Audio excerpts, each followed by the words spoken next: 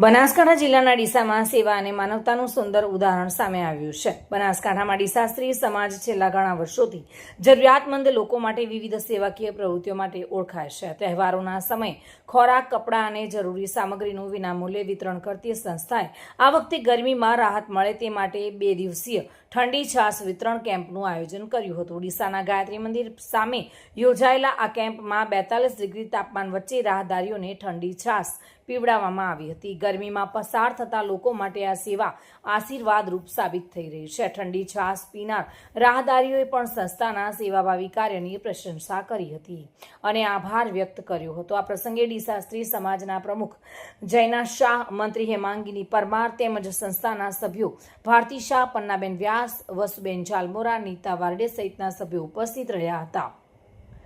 ડીસા સ્ત્રી સમાજ દ્વારા કરવામાં આવતી સેવાકીય પ્રવૃત્તિઓ સમાજ માટે પ્રેરણારૂપ બની રહી છે। ગરમીમાં રાહતરૂપ બનેલી આ સેવા લોકોમાં ખુશીની લાગણી જોવા મળી રહી હતી।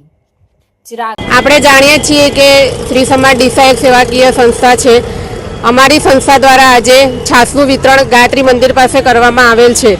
તો આ ઠંડી મસાલા છાશનું લાભ રસ્તાએ આવનારા મુસાફરો, રિક્ષા ચાલકો તે બધા તે અમારી આ મસાલા છાશનો સેવાનો લાભ લે તે બદલ ખૂબ ખૂબ આભાર આપ બધાનો।